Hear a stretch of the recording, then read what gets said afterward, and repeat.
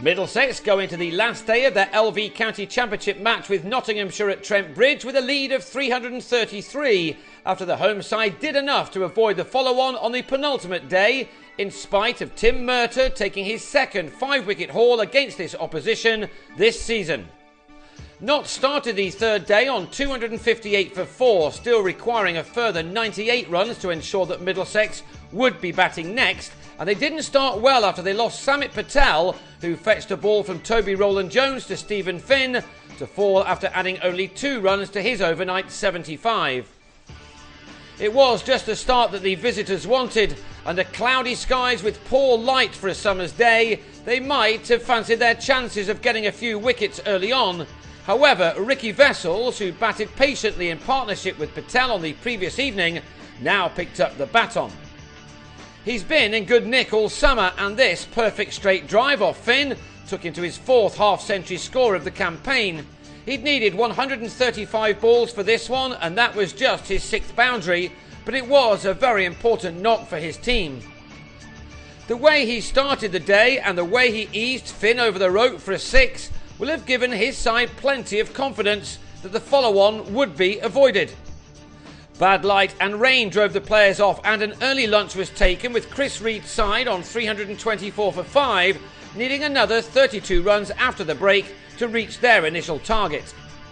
23 were wanted when Nottinghamshire had a sudden wobble after Reed on 32 gave Murtagh his 3rd wicket of the innings, the batsman's middle stump being uprooted. Then, next ball, Peter Siddle nicked off, and now Middlesex had a chance of enforcing that follow-on after all. Especially when Vessels, who'd just gone to 600 championship runs for the summer by making 71 here, edged Rowland-Jones to Darwin Milan with a total on 345 for 8, 11 more needed.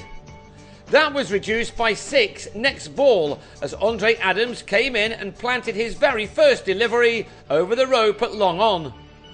It was brave but typical of Adams, who, along with Luke Fletcher, did get the necessary runs before Adams skied a shot off Murtagh to be caught pretty much where he'd been standing. Murtagh now had a 5-wicket haul for the 2nd time this season against Nottinghamshire and for the 3rd time overall this summer. He's managed the feat 24 times in his first-class career. He and his teammates were now held up by Fletcher, who whacked a pair of big 6s in making a runner ball 40. Murtagh also got him, Milan with the catch in the deep, to finish with the figures of 6 for 93 as Nottinghamshire were all out for 392 to trail on first innings by 113. So the rest of the day was all about building on that lead, and Chris Rogers got his side off to a flying start as he and Milan quickly added 46 runs in 9 overs just to ensure that they were the side to stay in control of this contest. They always stayed a step ahead of their hosts, even though the home side picked up wickets at regular intervals. On 15, Milan literally watched a ball from Harry Gurney remove his off stump. Rogers, who's 48 here or 42 balls, took his tally of runs for the championship season to 821, jogged off after offering Vessels the simplest of slip catches off Adams. The other big 100 maker of the first innings, Owen Morgan, had made 20 this time when he nicked off to Siddle with a score on 109 for 3. That became 114 for 4 when Neil Dexter played a ball from Siddle back onto his stumps after making 29.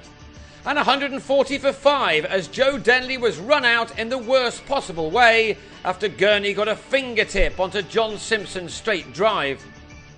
With 5 men now out and the lead at 253, Nottinghamshire were getting themselves right back into this game, but Simpson and Paul Stirling saw out the rest of the day, in which they added 80 more runs to possibly give Rogers enough on the board to declare overnight.